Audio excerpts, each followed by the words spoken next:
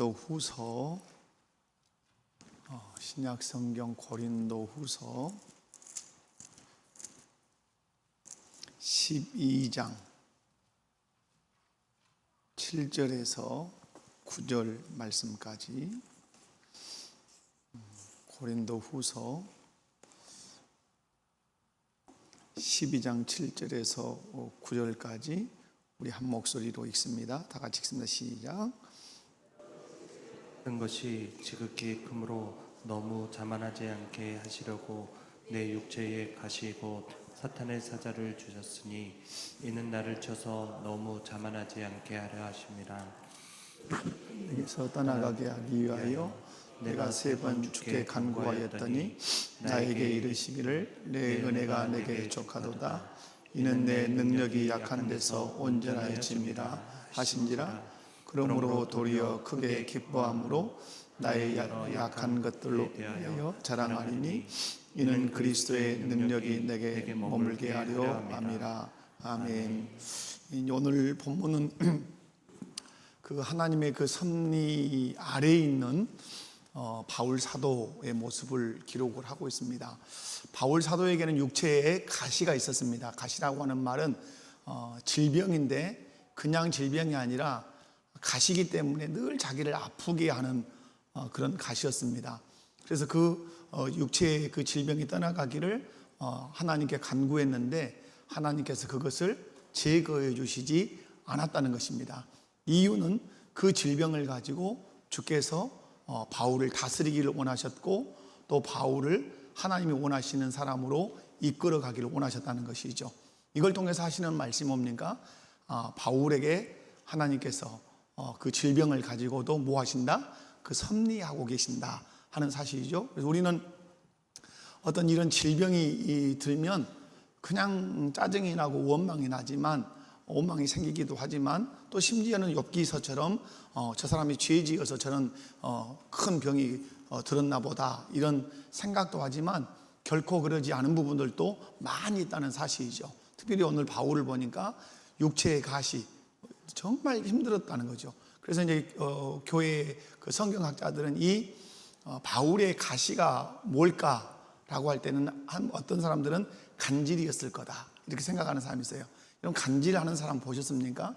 말하다가 몸이 굳어져서 쿵 쓰러지고 덜덜 떨면서 거품을 막 내는 사람이에요. 이게 이제 요즘은 간질이라는 말도 이제 쓰지 않는 뇌병변 어떤 이런 걸로 쓸지는 모르겠지만은 또 하나는 이제 뭐냐면 안질이라고 보는 거예요. 왜 눈이 약하다는 말을 바울이 자기 서신서에서 해요. 그러니까 사람을 보아도 잘 몰라보는 거예요. 그래서 그러나 그것이 간질이 됐든 안질이 됐든 너무 자기를 괴롭게 한다는 거죠. 그런데 떠나가 그걸 치료해 주기를 구했지만 하나님이 고쳐주시지 않고 도리어 그것으로 누구를 통치하고 계시죠? 바울을 다스리고 계셨단 말이에요. 그런데 바울이 오늘 고백 속에 뭐라 그러죠? 내 약한 데서 주의 능력이 더 드러나기를 원한다 이런 고백을 해요. 그래서 한 인생뿐만 아니라 한 사회 또 온 인류 하나님께서 그렇게 친히 통치해 가신다 하는 겁니다. 자, 오늘 이제 섭리 부분 마지막으로 그냥 세 항을 끝내보도록 그렇게 하겠습니다. 그래서 오늘은 섭리 5항, 6항, 7항 세 항을 보면서 또 하나님의 섭리에 대해서 배우겠습니다. 이제 삼위 하나님은 작정하셨죠. 작정하셔서 그죠? 작정하셔서 뭐 하셨습니까? 하나님은 작정하신 대로 창조하셨죠. 창조하신 것을 하나님은 섭리, 통치하고 계신다 하는 거죠. 그래서 하나님은 작정하시고 창조하시고 섭리하신다. 이게 뭐 뒤바뀌지 않아요. 그래서 교리에서 보면 그래서 여기 이런 것을 통해서 보여주려고 하는 게 뭐냐면 하나님의 그 질서. 여러분 창세기 1장, 1장, 2장을 보아도 하나님 천지 창조할 때 그냥 새 만들어 놓고 그 다음에 공창 만들고 그러지 않단 말이에요. 그죠? 물고기 만들어 놓고 뒤에 가서 오메 연못 만들자 이러지 않는단 말이에요. 연못 만들어 놓고 물 만들어 놓고 물고기 만들고 그걸 통해서 하나님이 다 철저한 계획 속에서 하신다. 그래서 작정하신 것을 창조하시고 창조하신 것을 어떻게 하신다? 섭리하신다. 이제 마지막 제가 결론적으로 말씀을 드리겠지만은 창조와 섭리는 무엇을 잘 드러내냐면 하나님의 그 어떤 성품을 다 잘 드러내요.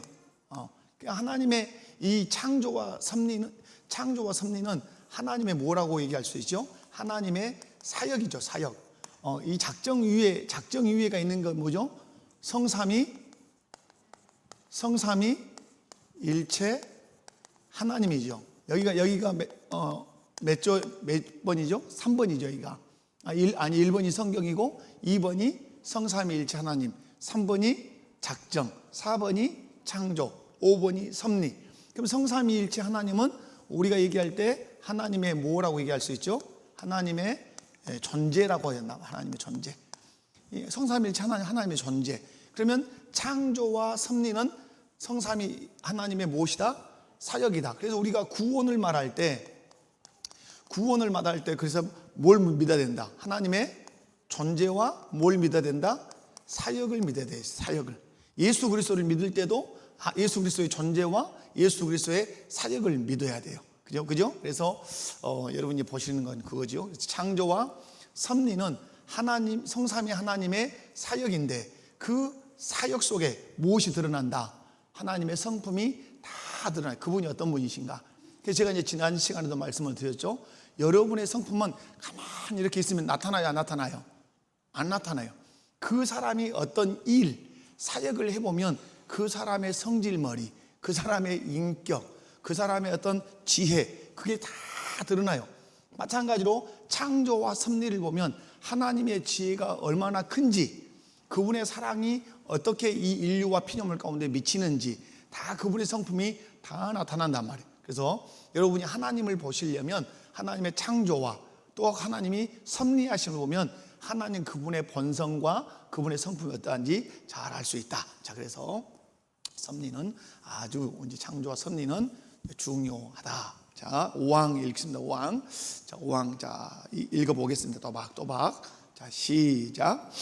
가장 지혜로우시며 의로우시며 은혜로우신 하나님께서는 때때로 자기 자녀들을 잠시 동안 허다한 시험과 그들 자신들의 마음의 부패에 내버려 두시나니 그것은 그들이 전에 지은 죄를 인하여 그들을 징계하기 혹은 그들의 부패성 그들의 마음들의 기만성을 깨닫게 하여 그들로 하여금 겸손해지게 하기 위한 것이며 또 그들로 하여금 그들의 원조를 위하여 좀 더 긴밀히 또는 끊임없이 하나님께 의지하게 하기 또는 그들로 하여금 장래에 죄 지을 수 있는 모든 기회에 대항하며 또는 여러 가지 공의롭고 거룩한 목적들을 위하여 깨어있게 하기 위한 것이다. 아멘. 자, 여러분 이제 학습 문제로 가보면 1번 한번 읽어볼까요? 시작.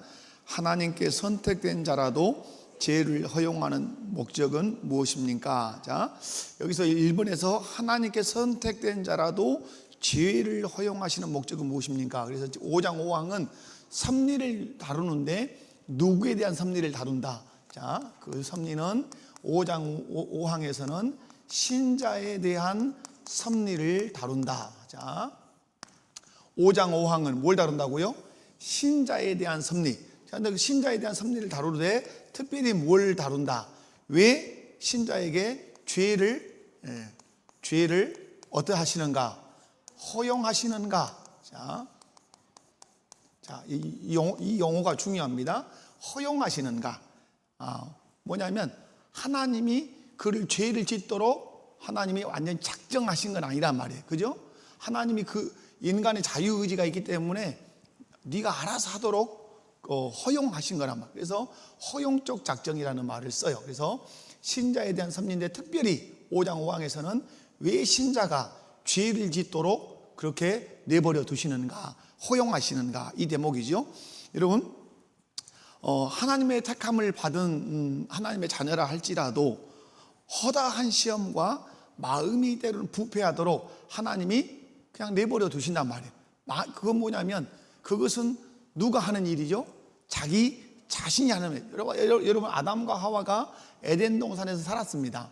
그런데 하와가 선악과를 보면서 먹음직도 하고 보암직도 했어요. 그래서 지혜롭게 할 만큼 탐스럽게 됐어요. 홀라당 따먹을 때 내 인연 하고 손을 탁 쳐서 못 따먹게 할 수도 있었을까요? 없었을까요? 충분히 있었죠. 그러나 하나님 그렇게 하시지 않았어요. 이유는 하나님께서 그에게 자유를 주셨기 때문에 그래요. 선과 악을 선택할 수 있는 자유. 그래서 제가 지난 시간에 말씀드렸죠. 자유를 주셨는데 그 자유에는 반드시 무엇이 따라오도록 하셨다? 책임이 따라오도록 하셨다. 자유가 크면 큰 만큼 무엇도 크도록, 책임도 크도록, 그죠? 선악을 알게 하는 나무에서 선악과를 따먹을 만큼 자유가 컸단 말이에요. 어떤 것은 하고 어떤 것은 못하도록 자유의지를 억압하지 않으시고 무엇이든지 할 수 있도록, 무엇이든지 그것이 선이 됐든 악이 됐든 무엇이든지 할 수 있도록 자유의지를 주셨단 말이에요. 심지어는 뭐예요? 죄에 대해서까지라도 허용하셨단 말이에요. 그러나 그만큼 자유가 크기 때문에 그만큼 무엇도 크다? 책임도 커요. 그래서 하와가 선악과를 따먹고 아담이 선악과를 따먹으니까 그 책임이 어째요? 하나님으로부터 단절되는 죽음의 책임을 그들이 져야 했던 것이죠. 자, 그래서 하나님께 선택된 자라도 죄를 허용하시는 목적이 무엇이냐 할 때 여러 가지로 이제 나눌 수 있어요. 쓸 것이 많으니까 좀 칠판을 좀 요령껏 한번 써보겠습니다. 자, 죄를 허용하시는 뭐예요? 목적. 여기 이제 중요하죠.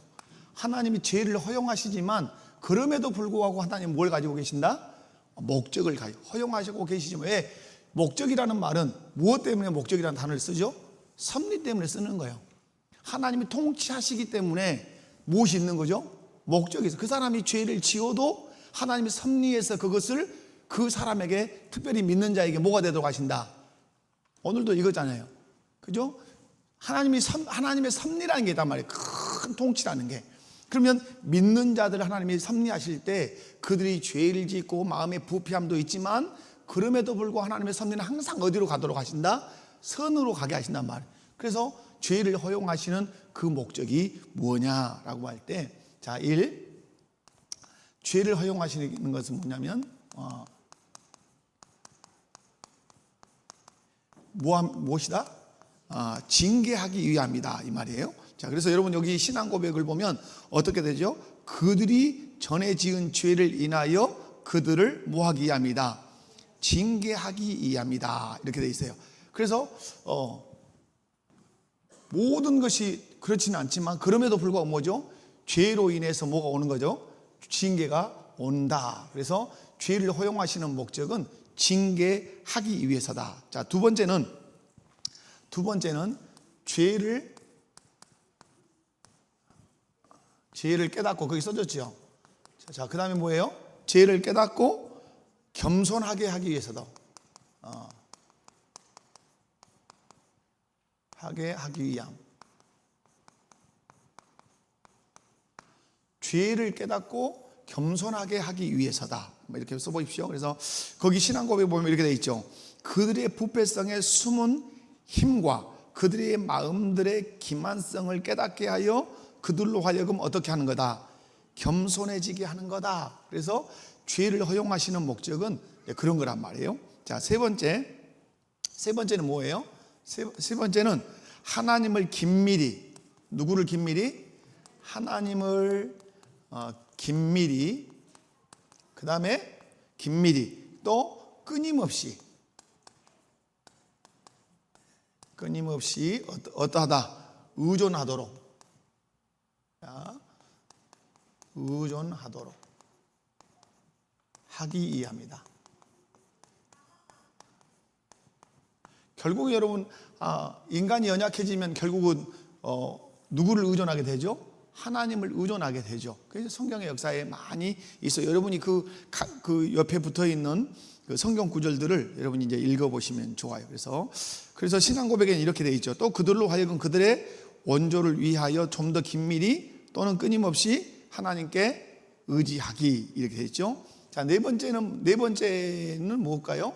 네 번째 아주 여러 가지로 정리가 가능한데요.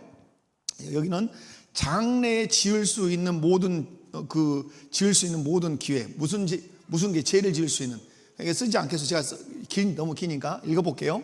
받아 써보세요. 장래의 죄 지을 수 있는 모든 기회와, 자, 우리는 어떤 가능성이 있죠? 죄를 지을 가능성이 있어요. 그래서 장래의 죄 지을 수 있는 모든 기회, 장래의 죄 지을 수 있는 모든 기회와 기회와 기타 여러 가지 거룩한 목적을 위해 늘 깨어 있게 하기 위함이다. 자, 그래서 기타 뭐 이렇게 그냥 갈게요. 기타 여러 목적을 위해 뭐 합니다? 늘 깨어 있게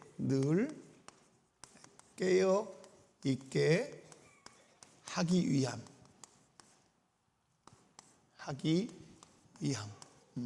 자, 그래서 어디가 포인트죠? 깨어 있게 하기 위함이에요.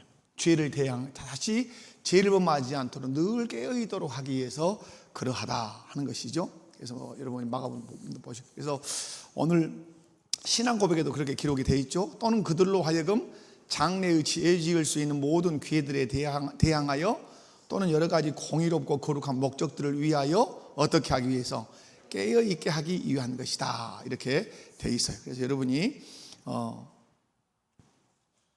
오늘 그 하나님께서 하나님의 자녀들 잠시 동안 버려두는 몇 가지, 이거 잘못 써놨구나.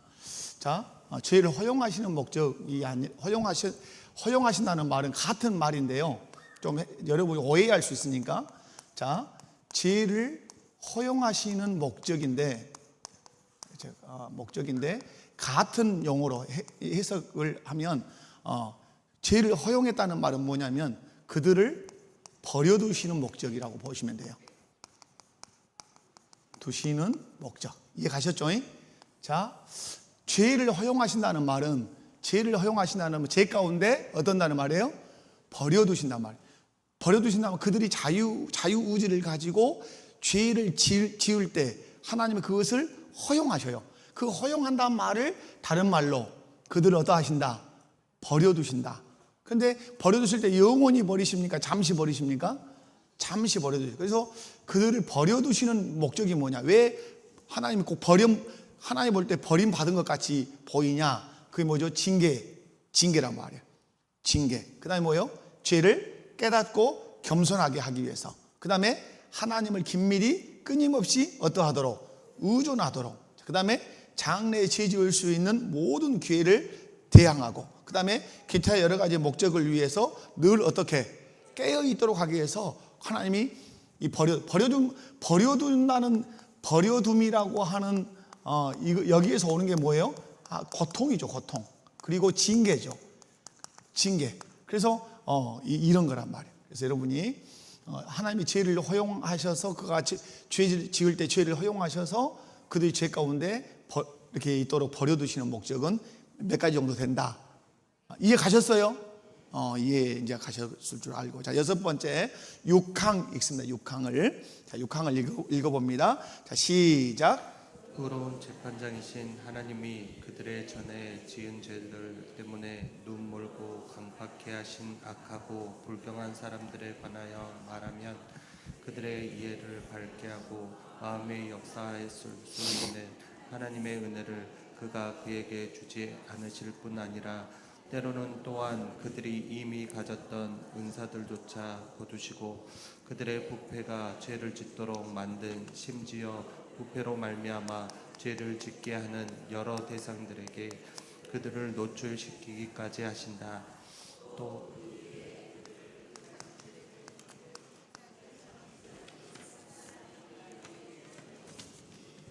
그것에 의하여 그들은 하나님이 다른 사람들을 부끄럽게 하기 위해 사용하시는 방편들 아래서도 자신들을 강팍해야 한다.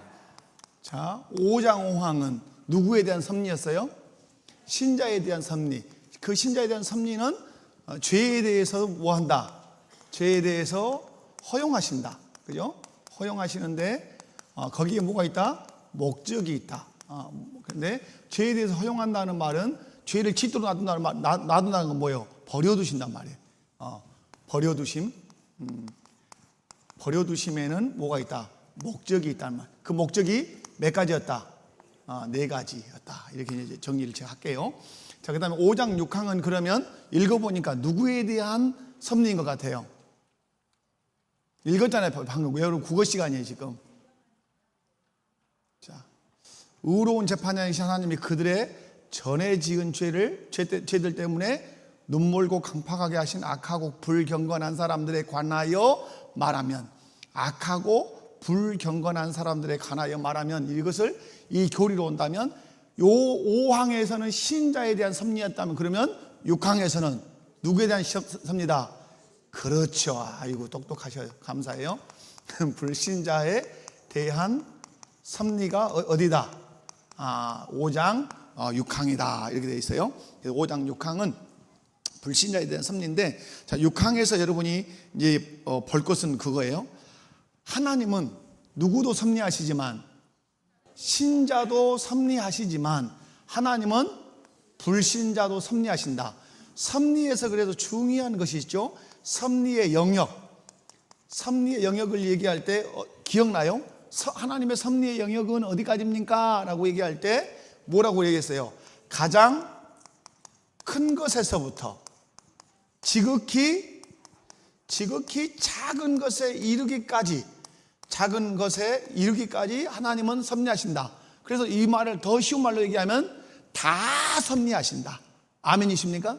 그래서 하나님의 손길이 미치지 않는 곳이 하나도 없다. 그래서 섭리의 영역이 이제 이 가장 큰 것에서부터 지극히 작은 것까지. 근데 그 속에 신자에 대한 섭리도 있지만 누구에 대한 섭리도 있다?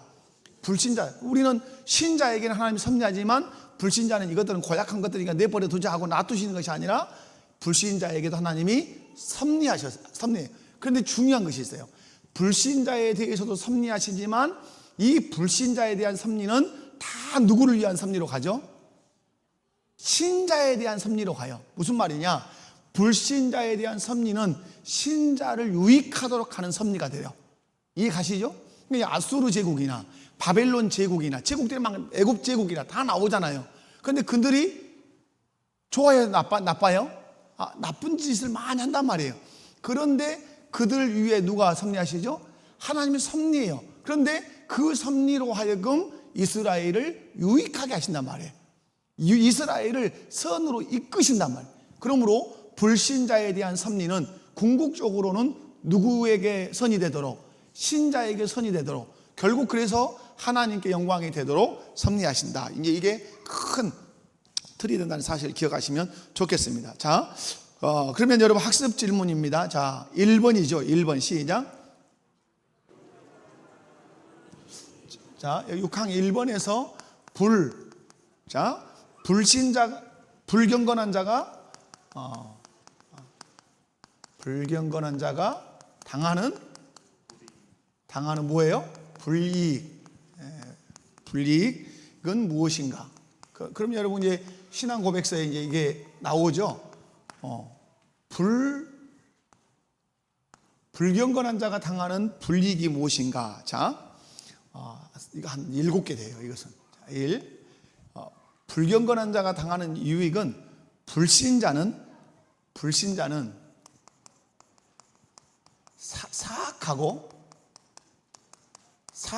사악해서 어떠하냐? 하나님을 경외하지 않아요. 여러분이 이제 불이익이라 그러니까 불이익이잖아요. 불경건자가 당하는 뭐예요? 불이익이에요. 불이익. 그러니까 여러분 이익 그러면 맨날 우리는 뭘 생각해요? 돈 생각한단 말이야. 물질적인 거. 근데 여러분 오늘 우리 웨스트민스터 신앙 고백서에서 이익과 불이익을 말할 때 불신자의 불이익은 뭐예요? 하나님을 경외하지 않아요. 그럼 우리 신자에게 최고의 이익은 뭐예요? 하나님을 경외하는 것이에요. 그러니까 우리에게 최고의 복은 뭐예요? 하나님을 경외하는 것이 최고의 복이에요. 그럼 불신자에게 최고의 저주는 뭐죠? 하나님을 경외하지 않는 것이 최고의 저주예요. 더 쉽게 얘기하면 예수 믿는 것이 우리에게 최고의 복이고 예수 믿지 않는 사람에게 최고의 저주는 뭐예요? 예수 믿지 않는 것이 최고의 저주가 되는 거예요. 그래서 불신자는 사악해요. 그러니까 그 사람은 하나님을 경외하지 않는다, 이렇게 볼 수가 있어요. 자, 두 번째, 어렵지 않아요. 자, 불신자가 당하는 불이익은, 불신자가 당하는 불이익은 무엇 때문일까요? 불이익은 무엇 때문에 그들은 불이익을 당할까요? 그들이 지은 무엇의 결과다? 죄의 결과예요.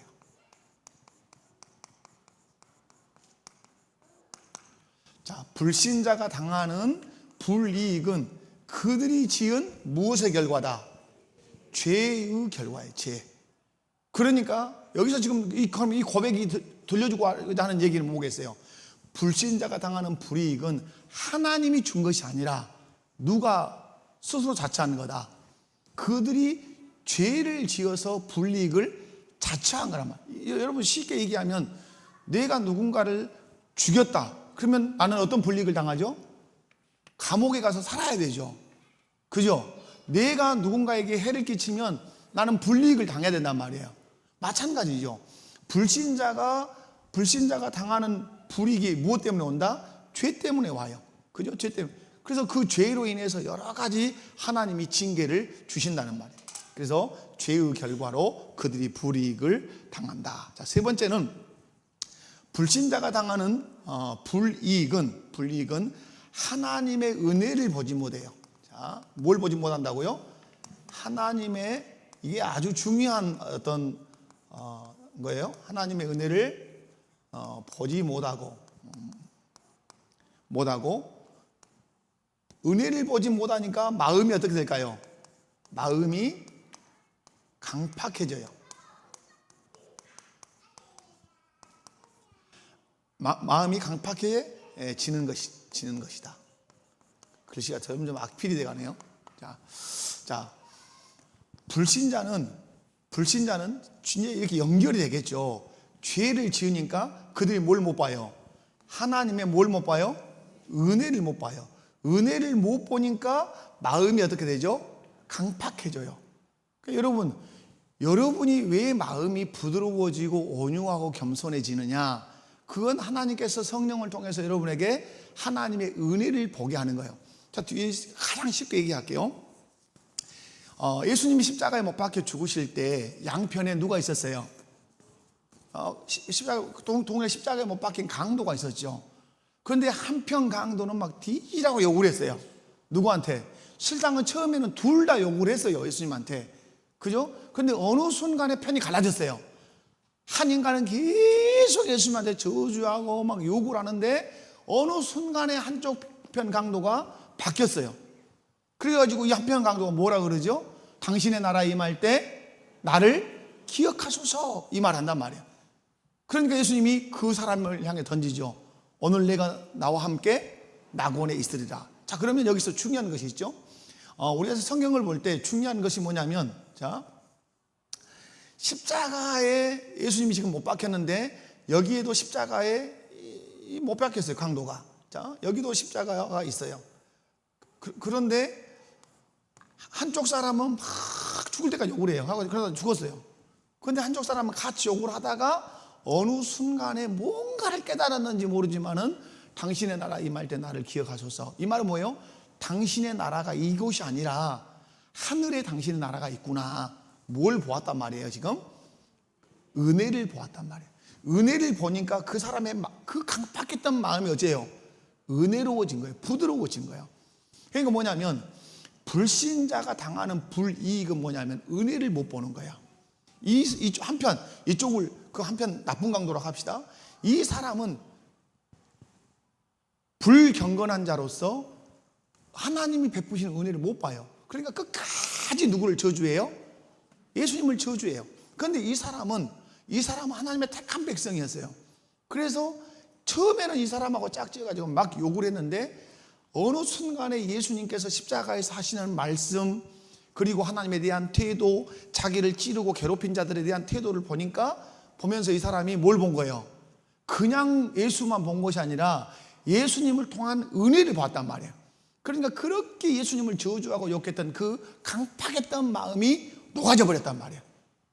그래서 은혜를 보니까 강팍했던 마음이 녹아지면서 다시 뭘 본 거예요?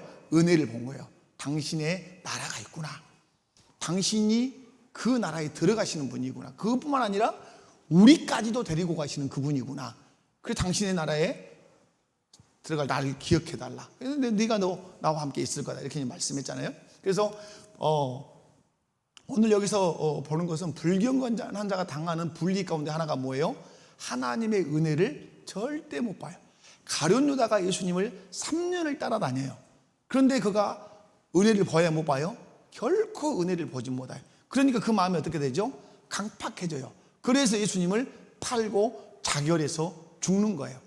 그러나 여러분, 하나님 예수 그리스도를 구주로 믿고 경건에 이른 사람은 매 순간 뭘 봐요? 하나님의 은혜를 봐요. 은혜를.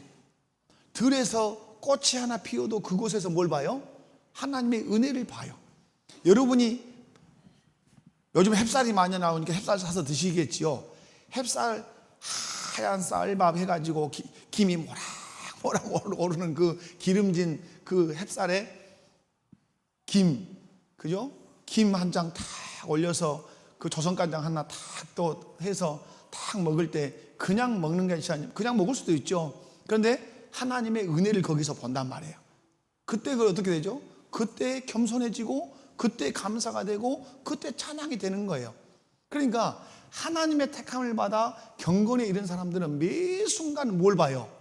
하나님의 떠가는 구름을 봐도 뭘 봐요? 하나님의 은혜를 보니까 마음이 늘 겸손해지고 늘 온유해지는 거예요. 근데 은혜를 못 본 사람들은 항상 강박. 그런데 가장 중요한 게 어디가 있어요? 여기가 있어요. 하나님을 경외하지 않으면 매사 싸나와요. 매사가 싸나와요. 왜? 은혜를 못 보니까 마음이 항상 강팍해. 강팍한 자의 입에서 나오는 말이 곱디까 곱지 않습니까? 결코 곱지 않아요. 예수님을 믿으라고 말해도 아주 나쁘게 대해요. 그러나 하나님의 은혜를 여러분, 어떤 사고를 당해도 사고 속에서 은혜를 보면 어째요? 감사가 되고 찬양이 되고 하나님께 영광이 돼요. 그런데 똑같은 사고를 당해도 하나님의 은혜를 보지 못하면 하는 말이 재수따가리 없어가고 이렇게 말이 나와요. 그 남탓하고. 여러분, 불경건한 자는 하나님의 은혜를 보지 못해. 그래서 계속 그 마음을 어떻게 돼요? 더덕더덕 그 마음이 점점 강팍하게 되잖아요. 그 사람이 또 하나가 누구냐면 애굽의 바로 왕이에요. 바로 왕은 어마무지한 기적을 봤어요. 봤어요? 안 봤어요? 여러분, 예비 기적 3가지도 보고 본 기적 10가지를 본 사람이에요. 그것을 보면 하나님을 안 믿을 인간이라고는 있을 것 같아요? 없을 것 같아요? 없을 것 같아요. 그런데 그 어마무지한 기적을 보고도 뭘 못 봤어요? 거기서 하나님의 은혜를 못 보는 거예요. 그러니까 그 마음이 계속해서 성경에 보면 강팍해져서 어디까지 쫓아와요? 홍해 바다까지 기어들어와서 찾아와. 거기서 죽어버렸잖아요. 왜 그러죠? 홍해 바다가 갈라진 것을 보고서도 뭘 봐야 돼요? 하나님의 은혜를 봤어야 돼. 근데 그 홍해 바다가 자기 일생에 어디 그런 걸 보겠어? 그죠? 홍해 바다가 수직으로 벽이 돼서 그리로 마차가 막 달려가고 사람들이 막 달려가고 그런단 말이에요. 낙지죽자 이런 거 없어. 너무나 길이 탄탄하게 깔려가지고 낙지죽자 이런 거 없단 말이에요. 그러면 바로가 그 갈라진 홍해 바다를 보고 뭘 봤어야 돼요? 하나님의 은혜를 봤어야 되죠. 근데 은혜를 봐요, 못 봐요? 못 봐요. 그러니까 죽겠다고 쫓아가서 강팍한 짓거리를 하다가 거기서 다 수장돼서 죽는 거예요. 그럼 여러분에게는 하나님께서 예수님의 생명을 주셨어요. 여러분 안에 뭐가 있는 거예요? 은혜를 볼 수 있는 생명이 있어요. 아멘이십니까? 무엇을 볼 수 있는 생명이 있다고요? 하나님이 베푸시는 은혜를 볼 수 있는 그 생명이 있어요. 아무나 은혜를 보는 게 아니에요. 하나님께서 주신 생명이 있어야 하나님 베푸신 은혜를 보는 거예요. 그러므로 여러분이 무엇을 하든지 은혜를 봐야 돼요. 떨어지는 낙엽 하나를 보면서도 하나님의 은혜를 보고, 피는 꽃을 보고도 은혜를 보고, 옆에 있는 남편을 보고도 은혜를 보고, 아내를 보고도 은혜를 보고, 말 않는 새끼를 보고도 은혜를 보고, 아멘. 그래야 마음이 온유해지고 겸손해지고 감사가 나오고 찬송이 나온다. 그런데 불경건한 자의 특징은 거꾸로예요. 아무리 하나님의 은혜를 베풀어도 본다 못 본다? 못 봐요. 그리고 마음은 막 덕지덕지 강팍해져서 하나님을 대적하고 만다. 할렐루야. 자, 네 번째. 네 번째는 그들이 당하는 불이익은, 자, 그들이 당하는 불이익은 그들이 가지고 있는 무엇마저 빼앗는다. 거기 보면 무엇마저 빼앗는다? 은사들마저 빼앗게 한다.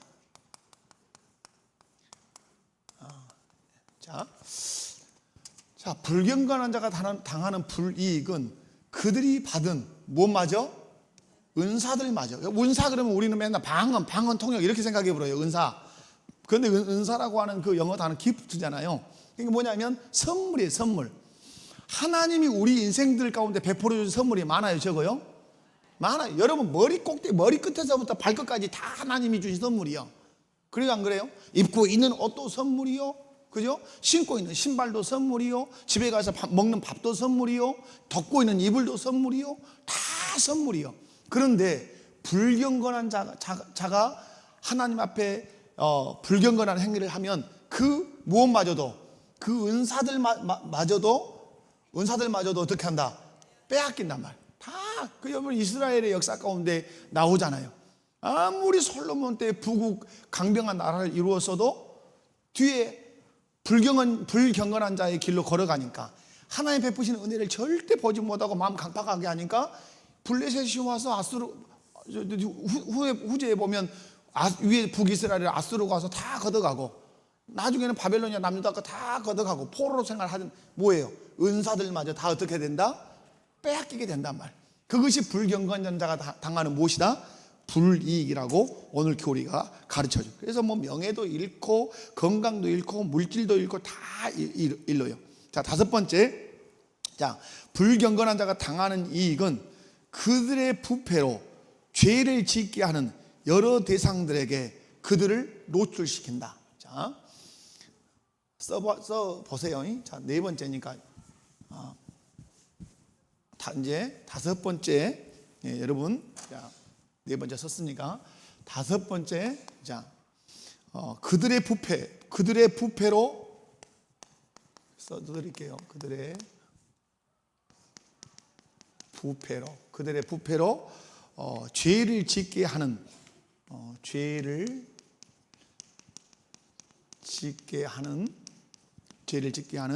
여러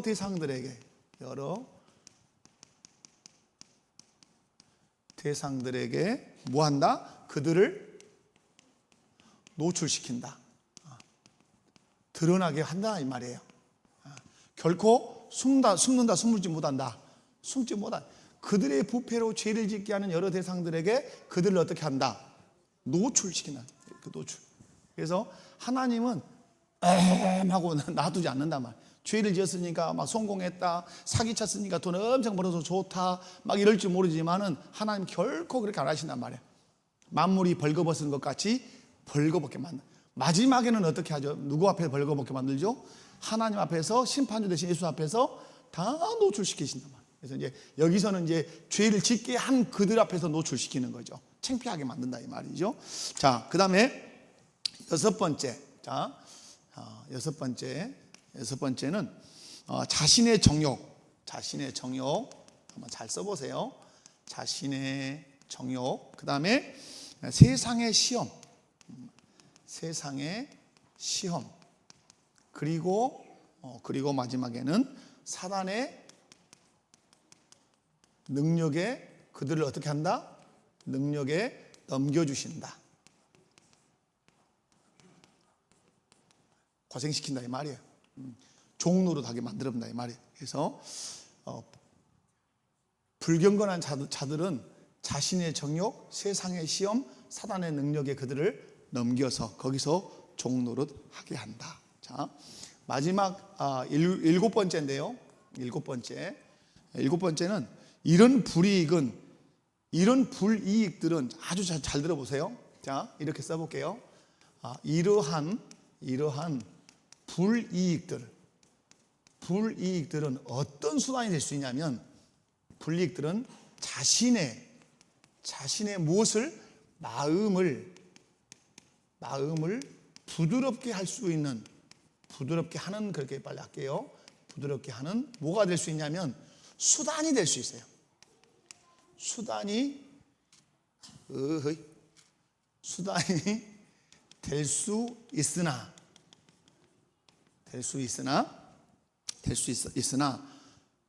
받아들인다, 받아들이지 않는다.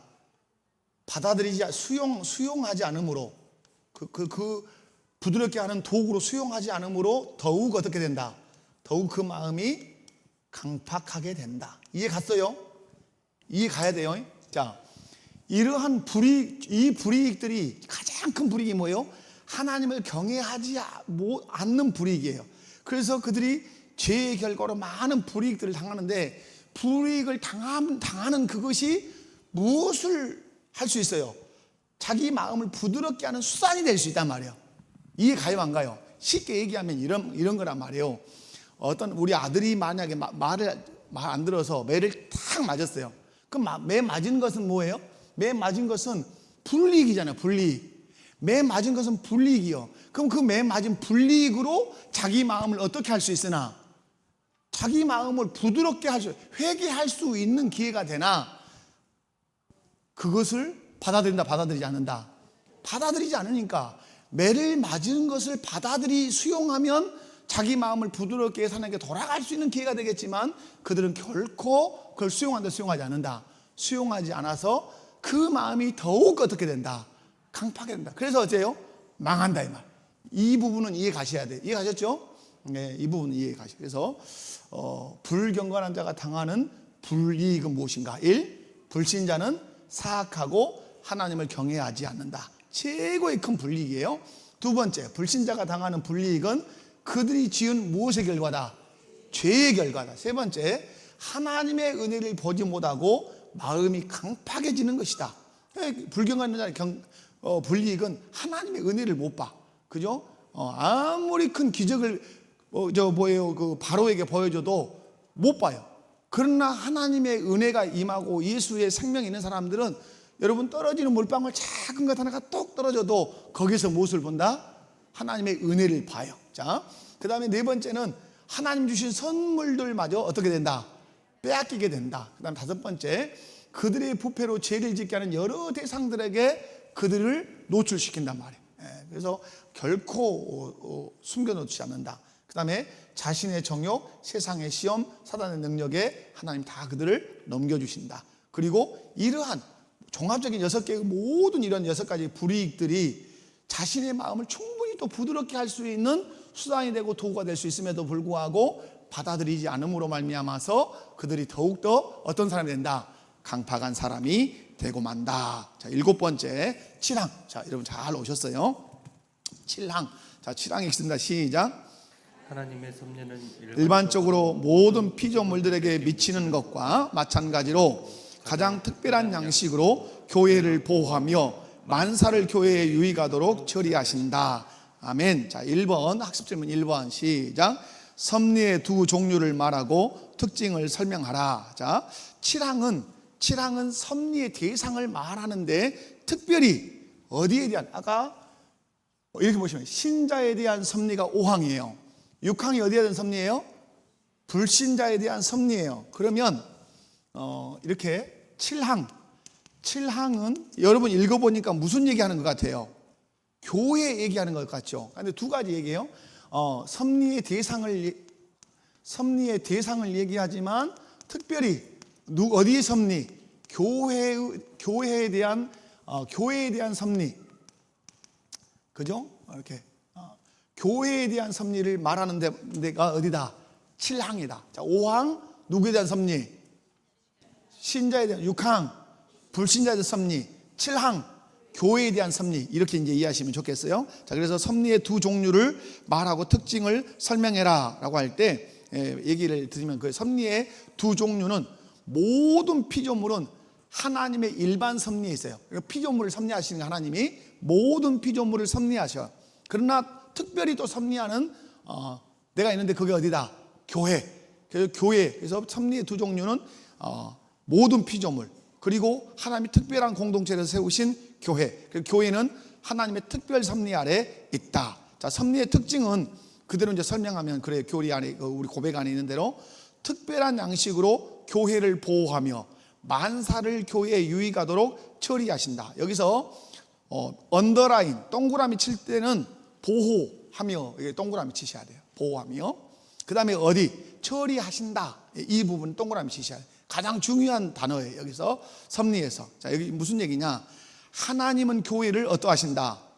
보호하신다. 그런데 보호 앞에 읽어보면 특별한 양식으로 보호해. 여기서 중요한 게 뭐예요? 특별하다 이 말이에요. 그래서 섭리의 두 종류를 얘기할 때 교회는 하나님의 어느 섭리 아래 있다? 특별 섭리 아래 있다고 제가 얘기를 드린 거예요. 그래서 하나님은 교회를 보호하시되 특별한 양식으로 교회를 보호하신다. 말씀으로 보호하시고, 이해 가시죠? 말씀으로 보호하시고, 성령으로 보호하시고, 이렇게 보호하신단 말이에요. 그래서 계시록 1장 그 14절 말씀을 보면 예수님이 발에 끌리는 옷을 입고 여러 얘기하지만 눈을 표현할 때 어떻게 하죠? 어떤 눈으로 보신다고? 불꽃 같은 눈으로 보신다. 어디를? 교회를. 그러니까 예수님의 특별한 섭리단 말이에요. 교회를 향한. 어떤 눈으로 보신다고요? 불꽃 같은 눈으로 보신단 말이에요. 예, 그렇죠? 그래서 특별한 양식으로 교회를 보호하신다. 교회를 보호하실 때 보호라는 말은 여러분 마태복음 16장에 보면 보호해야 되는 이유가 있죠. 음부에 뭐가 있기 때문에, 음부에 권세가 있기 때문에 교회는 보호돼야 된단 말이에요. 그래서 음부의 권세가 이긴다, 이기지 못한다. 음부의 권세가 교회를 이기지 못해요. 교회를 음부의 권세가 이기지 못하는 것은 교회 안에 있는 목사와 장로님과 집사와 권사와 성도님들이 짱짱해서 음부의 권세가 교회를 이기지 못하는 것이 아니라 그 교회의 주인 되시고 머리가 되신 예수께서 그 교회를 보호하되 특별한 양식으로 그분이 보호하신단 말이에요. 그래서 음부의 권세가 교회를 이긴다, 이기지 못한다? 결코 이기지 못한단 말이에요. 그래서 거기서 보호라는 말, 보호를 누가 하신다? 예수님께서 하신다. 자, 그 다음에 또 하나가 뭐죠? 처리하신다 이 말이에요. 그런데 그 앞에가 있죠. 만사를 교회에 뭐가 되도록? 유익하도록 처리하신다. 그래서 오늘 우리 이제 우리 이제 장례에 가서 제가 그런 이제 말씀 전했잖아요. 여러분, 우리 웨스트민스터 신앙 고백서 하면서도 제가 전했어요. 이제 한 50일 된 아이가 이제 이 세상을 떠난 것에 대해서 세상 사람들은 하나님이 살아계신다면 그러겠냐? 이렇게 되든단 말이에요. 그죠? 그래서 우리가 설명할 수 있어요, 없어요? 우리 설명할 수 없어요. 이해시킬 수 없어요. 그러나 우리가 웨스트민스터 신앙 고백서를 다룰 때, 배울 때 뭐예요? 하나님은 이 세상을 창조하시고 이 세상을 섭리하신다, 다스리신단 말이에요. 그런데 다스리실 때 그분의 성품에 조금도 어긋남이 없이 통치하신다. 이게 섭리에서는 너무나 중요한 기준이에요. 여러분이 이 마음을 마음 가운데 믿음으로 딱 받고 있어야 돼요. 하나님이 모든 만물을 창조하셨고 창조하신 것을 통치하고 다스리시는데 다스리실 때 그분의 본성과 성품을 어긋나게 반하게 통치하시는 건 없다 이 말이에요. 다시 말해서 하나님은 본성이 악하지 않으세요. 그 성품 안에 악함이 존재하지 않는단 말이에요. 선함밖에 없어요. 사랑밖에 없어요. 그런데 그 하나님이 이 세상을 통치하시고 섭리하실 때, 오늘 우리 유주와 같은 이런 아이들을 데려가실 때 우리는 뭘로 그걸 해석해야 돼요? 그 보이는 그 시간과 사건으로 해석할 것이 아니라 그분의 성품을 가지고 통치하신다는 걸로 해석해내야 답이 나와요. 우리는 이해할 수 없으나, 우리는 설명할 수 없으나 만사가 우리에게 무엇이 되도록, 유익이 되도록 그분은 섭리하시고 통치하신다. 그래서 우리 그리스도인들이 그 앞에서 할 수 있는 것이 있어요. 그게 뭐예요? 만사를 우리에게 유익이 되고 교회에 유익이 되도록 하시기 때문에, 그걸 믿기 때문에 그 어려움 앞에서도 하나님께 감사하는 거예요. 그래서 제가 오늘 욥기 1장 말씀을 증거했어요. 욥의 아들 10명이 집이 무너져서 죽었어요. 욥의 자녀 10명이 죽었단 말이에요. 그래서 어떤 사람이 살아가지고 겨우겨우 와서 당신의 10자녀가 죽었습니다 이렇게 얘기해요. 그때 욥이 어떻게 하죠? 욥이 머리털을 밀고 옷을 찢고 엎드려 하나님께 뭐 했더라? 애배했더라 나와요. 애배했더라. 그리고 그의 신앙을 고백해요. 주신 이도 여호와시요 거두시는 이도 여호와시니. 그게 뭐예요? 주신 이도 여호와시요 거두신 이도 여호와시란 말은 뭐예요? 하나님이 섭리하십니다 이 말이에요. 하나님이 지금 주시는 걸로 섭리하시고 거두시는 것으로 섭리하셨는데 찬송받으실 이는 여호와십니다. 왜 그게 가능하죠? 그분의 성품을 가지고 자기의 모든 것을 10명의 자녀가 죽었지만 나는 설명이 불가능해. 나는 이해가 불가능해. 그러나 하나님의 성품으로 그 사건을 볼 때는 하나님은 분명히 선하신 뜻이 있을 거야. 그러므로 하나님께 내가 영광을 돌리겠습니다. 찬송합니다. 이렇게 되는 거예요. 여러분 오늘 교리에서 만사를 교회에 유의가도록 처리하신다. 교회의 역사를 보면 여러분 교회의 역사를 보면 어떻게 되죠? 순교자가 얼마나 많아요. 교회의 역사에. 우리나라에도 순교자가 있지만 교회의 역사, 성경의 역사부터 야고보의 순교, 스데반의 순교를 비롯해서 수없는 순교자가 나오잖아요. 그런데 오늘 교리로 보면 뭐예요? 그 만사가 다 무엇이 되도록 주의 몸 된 교회의 유익이 되도록 우리 주께서 통치하신다. 그래서 여러분 이 섭리를 알 때 복된 상황에서는 교만하지 않을 수 있고 극심한 어려움 속에서는 낙심하고 절망하지 않을 수 있어요. 어떤 교리에 분명한 신앙을 가지면, 하나님의 섭리 교리를 분명하게 가지면 복된 상황에서 결코 우리가 교만하지 않을 수 있고 극심한 어려움 속에서도 우리가 좌절하거나 낙심하며 하나님을 원망하지 않을 수 있어요. 사랑하는 성도 여러분, 성경이 말하는 하나님은 성삼위일체 하나님이십니다. 그 하나님은 당신의 지혜와 사랑으로 온 세상을 창조하셨습니다. 창조하신 그 하나님은 오늘도 다스리십니다. 섭리하십니다. 섭리하고 다스릴 때 그분의 성품을 가지고 다스리십니다. 하나님은 요한일서에서 하나님은 사랑이시라. 하나님을 알아야 사랑을 안다 할 만큼 하나님은 사랑이십니다. 우리가 보기에 이해하지 못하는 일을 할지라도 그분은 사랑으로 그 일을 행하고 계신다는 사실을 믿어야 합니다. 그래야 우리가 하나님 앞에 감사할 수 있어요. 그것이 세상 사람과 우리의 다름이에요. 오늘 3가지 배웠어요. 신자에 대한 섭리, 불신자에 대한 섭리, 특별하게 다루시는 교회에 대한 섭리 배웠어요. 이 모든 섭리를 하시는 분이 창조주 하나님이심을 여러분이 믿고 섭리신앙이 꼭 붙들려서 신앙생활 신실하게 가시기를 주님의 이름으로 축원합니다. 자, 옆에 분들 손잡고 한번 인사합시다. 섭리신앙으로 승리합시다. 자, 교회